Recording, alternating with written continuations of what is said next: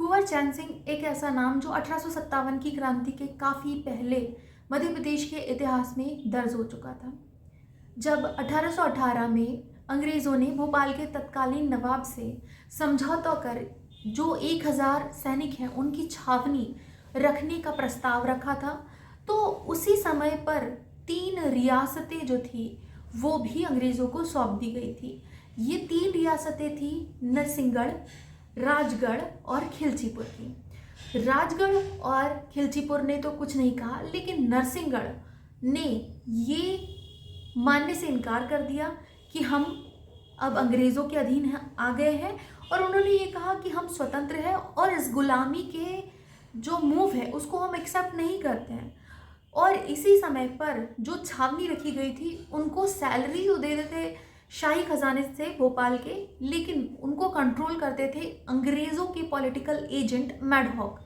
अब इसके बाद जो कुंवर चैन सिंह थे उनके एक दीवान आनंद राम बख्शी और उनके मंत्री रूपराम बोहरा दोनों ही अंग्रेज़ों से मिल गए। जब इस बात का पता चला कुंवर चैन सिंह को तो उनको बहुत गुस्सा आया, उन्होंने दोनों को ही मार दिया।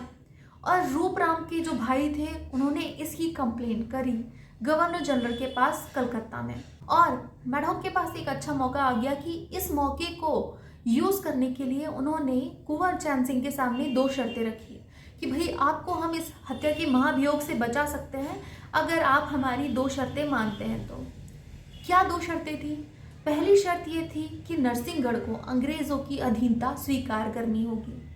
दूसरी शर्त ये थी कि नरसिंहगढ़ में जितना भी अफीम उत्पन्न किया जाता है वो आपको बेचना पड़ेगा केवल अंग्रेज़ों को। लेकिन कुंवर चैन सिंह ने ये दोनों शर्तें भी मानने से इनकार कर दिया। इसी से बौखलाए हुए मैडहॉक ने 18 जुलाई 1824 को जो राजकुमार चैन सिंह थे, कुंवर चैन सिंह, उनको आदेश दिया कि आप सीहोर पहुँचे। तो सीहोर में कुंवर चैन सिंह जानते थे कि अंग्रेज़ों के जो इरादे हैं वो बिल्कुल भी ठीक नहीं हैं।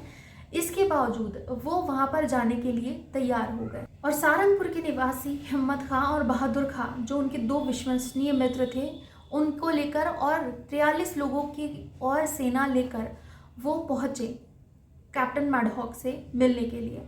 हालांकि उनकी लड़ाई हुई, यहाँ पर मुठभेड़ हुई और काफ़ी ज़्यादा बड़ी मुठभेड़ हुई, और जो सैनिक थे और जो इनके साथी थे उन्होंने काफ़ी बहादुरी से लड़ाई करी। लेकिन अंत में एक समय ऐसा आया जब कुंवर चैन सिंह ने तोप पर अपनी तलवार से हमला किया, तो उसके बाद जो तलवार थी वो तोप में ही अटक गई। अंग्रेज़ों ने इस मौके का फ़ायदा उठाया और उनका सर धड़ से अलग कर दिया। इस समय पर उनका जो घोड़ा था वो उनके धड़ को लेकर नरसिंहगढ़ वापस पहुंचा। इनकी जो रानी थी कुंवरानी रजावट ने इनके नाम को हमेशा के लिए अमर कर दिया, इनका मंदिर बनवाकर। तो ये थी कहानी कुंवर चैन सिंह की।